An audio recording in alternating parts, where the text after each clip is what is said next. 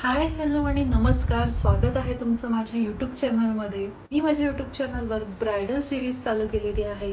त्याच्या अगोदर मी एक व्हिडिओ अपलोड केला होता स्किन केअर रुटीन्स. त्या व्हिडिओमध्ये मी माझा पर्सनल एक्सपिरियन्स, माझा पर्सनल रिझल्ट मी शेअर केलेला आहे. तुम्हाला ती व्हिडिओ बघायची असेल तर मी डिस्क्रिप्शन बॉक्समध्ये त्याची लिंक नक्की शेअर करेन. तर माझ्या ब्युटिफुल ब्राईडसाठी मी हा माझा एपिसोड नंबर 2 घेऊन आलेली आहे.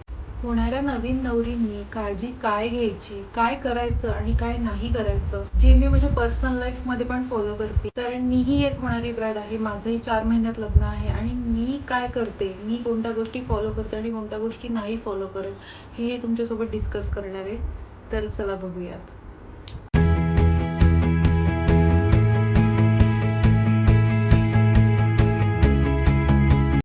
जसं मी तुम्हाला मागच्या व्हिडिओमध्ये सांगितलं की खूप पाणी प्यायचं आपल्याला. दिवसातून 3 लिटर तरी पाणी प्यायलाच हवं आहे. त्याने बॉडी छान हायड्रेटेड राहते आणि त्याने आपल्याला छान ग्लोही येतो. घराबाहेर पडताना कंपल्सरी तुमच्या हाताला, मानेला आणि तोंडाला सनस्क्रीन लावायला विसरायचं नाही आहे. चांगल्या SPFचं सनस्क्रीन आपल्याला यूज करायचं आहे, जेणेकरून आपण टॅन होणार नाही आणि आपली स्किन काळीही नाही पडणार. शक्यतो ट्राय करा, उन्हात जाऊच नका.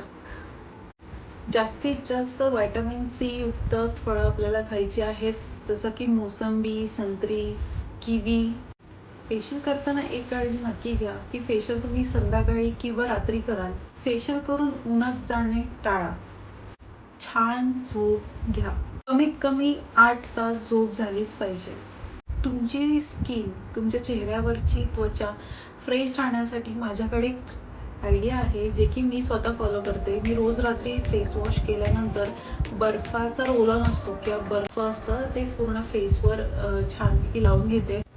त्याने चेहऱ्यावरची त्वचा खूप बाउन्सी होते, हायड्रेटेड फील होते आणि काही रिंकल्स असतील किंवा आपल्या पोर्समध्ये घाण, धूळ अडकली असेल तर तेही साफ होतं. हे मी सांगितलं कोणत्या गोष्टी करायच्या.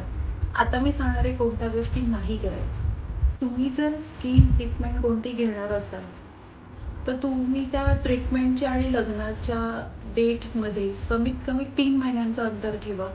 इन केस ती ट्रीटमेंट तुम्हाला सूट झाली नाही आणि रिव्हर्स रिझल्ट आले तर आपला स्किन बॅरियर रिपेअर व्हायला 3 मंथ्स इज इनफ. आपल्या चेहऱ्यावर बारीक बारीक फेशियल हेअर्स असतात.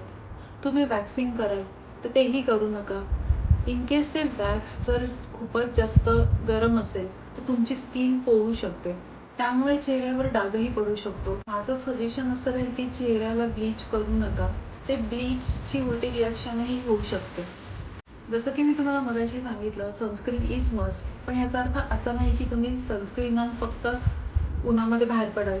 तुम्हाला तुमचा चेहरा स्कार्फने छानपैकी कव्हर करायचा आहे. तर कशा वाटल्या ह्या टिप्स तुम्ही नक्की मला कळवा आणि ह्या टिप्स नक्की फॉलो करा.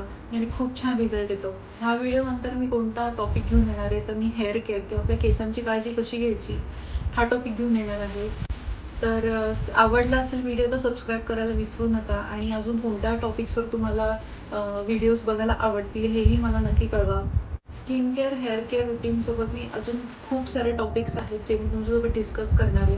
आय नो आता लग्नाचा सीझन स्टार्ट होईल, दिवाळीनंतर लग्नाचा सीझन आहे आणि ह्याच सगळ्या माझ्या अपकमिंग छान छान राईडसाठी मी हे टॉपिक्स आणि व्हिडिओज घेऊन येणार आहे. व्हिडिओ आवडला असेल तर तुमच्या ओळखीतल्या कोणत्या नवरीला किंवा मैत्रिणींना शेअर करायला विसरू नका. Subscribe to my channel. Okay, bye.